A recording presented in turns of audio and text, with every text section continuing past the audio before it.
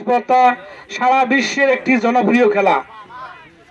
এই খেলা এত জনপ্রিয়, আমরা যখন ছোট ছিলাম তখনও খেলতাম, কিন্তু বর্তমান যে ইয়ং যুবক ছেলেরা মোবাইল মাদক নিয়ে ব্যস্ত থাকে। এই মোবাইল মাদক থেকে দূরে রাখতে এই খেলাধুলার টুর্নামেন্ট বেশি বেশি আয়োজন করা উচিত এবং বেশি বেশি খেলাধুলার মধ্যে থাকা উচিত। এটা একটা আমাদের জন্য একটা সুস্থ বিনোদন এবং বিভিন্ন অপরাধমূলক কার্যক্রম থেকে দূরে রাখার জন্য। আমরা চাই, এই খেলার প্রধান বাধা হচ্ছে মাঠের অভাব, যার কারণে 6 মাস পর পর কখন ধান কাটা হয় তারপর খেলা।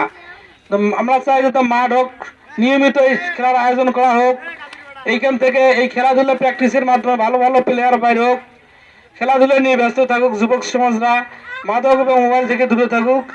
এতে সমাজের আপনাদের যুবক ছেলেদের জন্য ভালো হবে এবং দেশে অপরাধমূলক কার্যক্রম থাকবে না।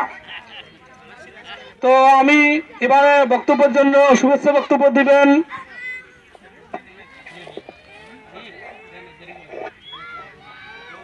অত্র এই টুর্নামেন্টের প্রধান অতিথি জনাব মোহাম্মদ মিনারুল ইসলাম, যুগ্ম আহ্বায়ক উপজেলা স্বেচ্ছাসেবক দল এবং 1 নং সদস্য বামনডাঙ্গা ইউনিয়ন বিএনপি এবং আগামী বিএনপির বামনডাঙ্গা ইউনিয়ন চেয়ারম্যান পদপ্রার্থী। আপনারা সবাই দোয়া করবেন। বিসমিল্লাহির রহমানির রহিম।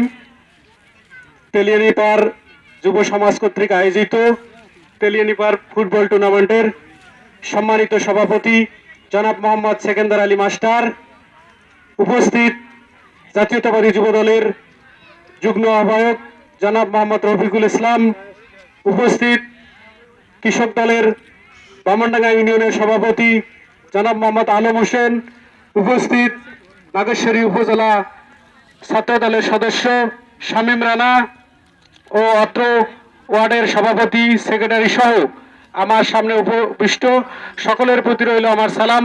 আসসালামু আলাইকুম ওয়া রাহমাতুল্লাহ। হিন্দু ভাইদের প্রতি রইল আদাব। হাতে বল, পায়ে বল, মাথায় বল, এই নাম ফুটবল।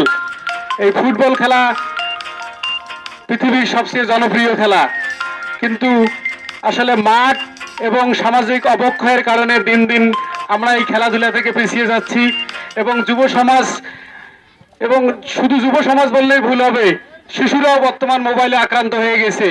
এই মোবাইল থেকে দূরে থাকার জন্য খেলাধুলার আয়োজন করতে হবে মাঝে মধ্যে, যাতে মোবাইলের আসক্তিটা কমে যায়। আর আজকে যারা খেলার আয়োজন করছে এই তেলিয়ানিপাড় যুব সমাজকে আমি অসংখ্য ধন্যবাদ জানাই। তারা এই একটা খেলাধুলার আয়োজন করছে।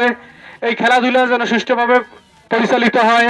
বিশেষ করে আমি রেফারির প্রতি দৃষ্টি আকর্ষণ করব যে আপনি কোনো পক্ষপাতিত্বমূলক আচরণ করবেন না, যাতে এই খেলাধুলায় কোনো প্রকার বিশৃঙ্খলা, কোনো প্রকার মারামারি না হয়, সুন্দর এবং সুশৃঙ্খলভাবে হয়, যাতে বামনডাঙ্গার ঐতিহ্য বজায় থাকে, শান্তপ্রিয় বামনডাঙ্গা ইউনিয়নবাসী যেন দুর্নামের ভাগিদার না হয়। সুষ্ঠুভাবে খেলা পরিচালনা করবেন এবং সকলের প্রতি খেলা আজ থেকে শুরু করে আগামীতে যতদিন ফাইনাল না হওয়া পর্যন্ত যতদিন থাকবে আপনারা ধৈর্য সহকারে সবাই উপভোগ করবেন, এই আশাবাদ ব্যক্ত রেখে আজকের খেলার শুভ উদ্বোধন ঘোষণা করে আমি আমার বক্তব্য শেষ করছি। আসসালামু আলাইকুম ওয়া রাহমাতুল্লাহ।